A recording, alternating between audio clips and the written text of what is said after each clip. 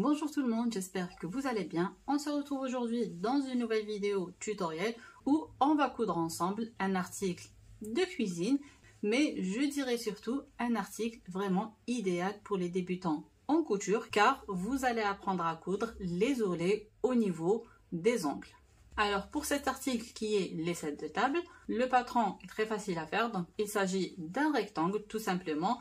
Pour les dimensions, moi je vais utiliser 35 sur 42 cm, mais bien sûr vous pouvez changer comme vous voulez. Vous pouvez utiliser 35 sur 50, moins, plus, c'est vraiment comme vous voulez, mais les dimensions minimales sont de 30 cm sur 40. Donc comme ceci, vous allez avoir des petits sets de table, mais sinon à part ça, c'est vraiment au choix. Je commence ici par le patron que je vais tracer avec vous. Donc je commence par tracer un rectangle de 42 sur 35. Je trace ensuite des lignes verticales. Donc ici j'ai 42 cm. Maintenant je trace une ligne verticale de 35 cm.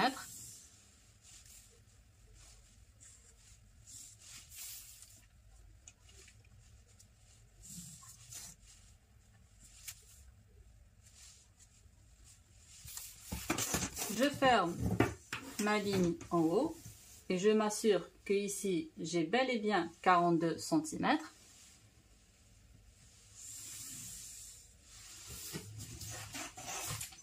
Donc comme ça, à vue d'œil, j'ai l'impression que ma largeur est très grande par rapport à la longueur et donc je vais la réduire un peu et je vais faire 32 cm.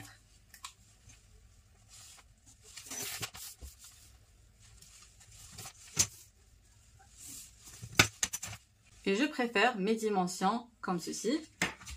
Je passe maintenant aux marges de couture ou bien au rabat de ma pièce. Et pour cette pièce, je vais faire 3 cm de marge de couture. Et vous allez voir comment je vais les utiliser par la suite. Donc ici, je vais tracer des lignes parallèles à 3 cm tout autour.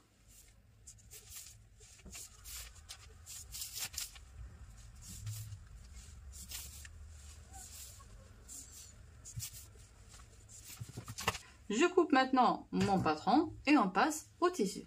Une fois mon patron coupé, je ramène mon tissu et j'épingle mon patron sur le tissu tout autour. Une fois ma pièce bien épinglée, je coupe ma pièce.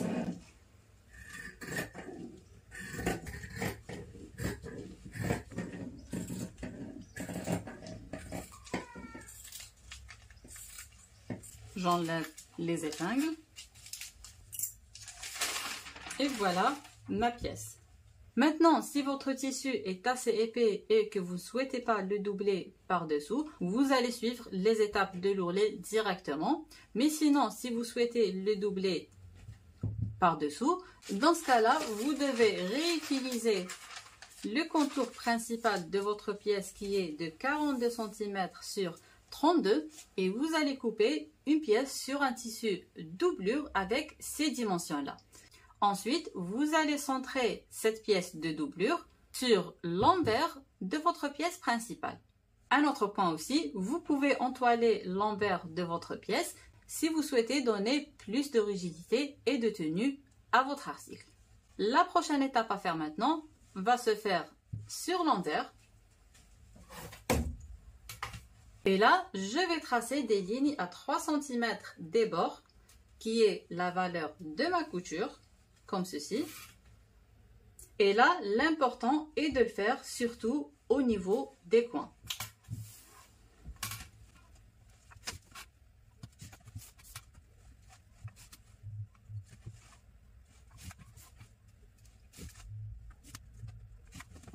J'en profite pour tracer des repères à 1 cm du bord au niveau des lignes d'intersection, donc comme ceci. Donc, je trace 1 cm par rapport au bord.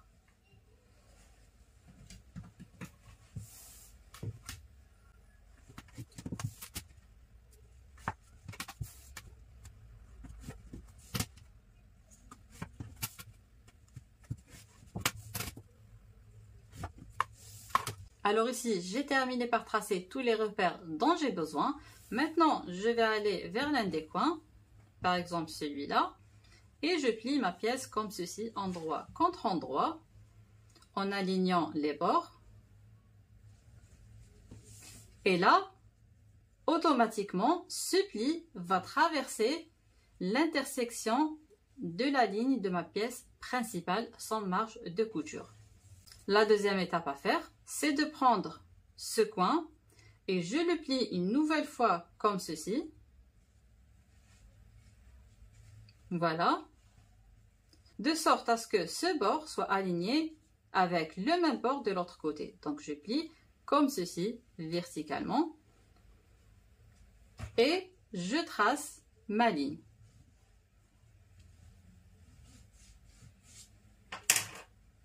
Donc là, je vous montre à nouveau le travail de plus près.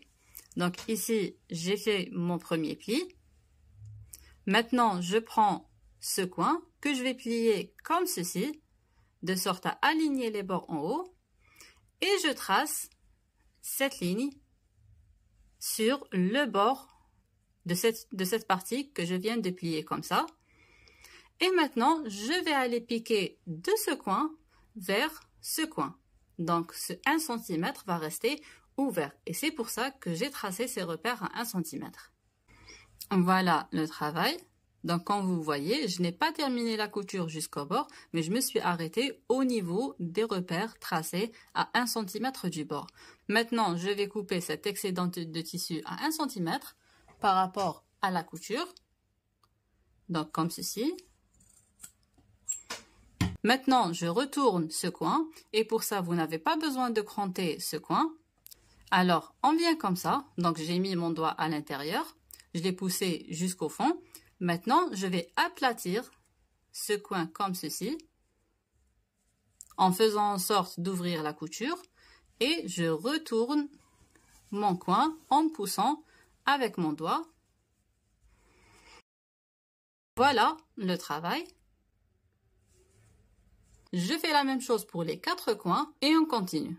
Après avoir piqué mes 4 coins, j'ai pressé la forme principale de ma pièce, donc qui est celle-ci. Donc voilà, ma pièce était comme ça, tout autour. Ensuite, j'ai rabattu 1 cm vers l'intérieur de cette façon, tout autour aussi. Et c'est pour cette raison qu'on a laissé 1 cm ouvert ici, quand on a cousu les coins. Donc là, après avoir formé ma forme et pressé toute ma pièce comme ceci, je vais aller piquer maintenant le plus près du bord, donc à 2 ou 3 mm tout autour. Alors voilà le résultat. Et là, en piquant, vous commencez par exemple par cette ligne.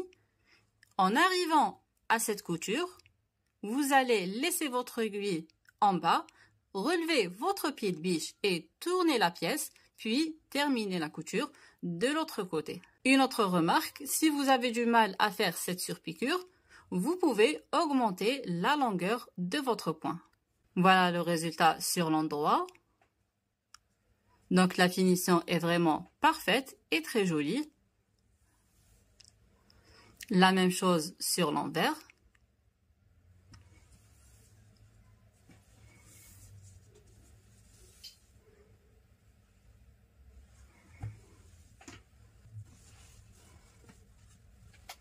Et voilà le résultat. On a terminé avec le tutoriel d'aujourd'hui. J'espère qu'il a été bien bénéfique pour vous. N'oubliez pas de réagir à la vidéo, de vous abonner ici sur YouTube pour ne pas rater les prochains tutoriels et aussi sur mon compte Instagram où je publie régulièrement des astuces couture et patronage en story, que ce soit pour des petits articles comme celui-là ou bien pour les vêtements. Je vous dis donc à bientôt et on se retrouve dans une prochaine vidéo.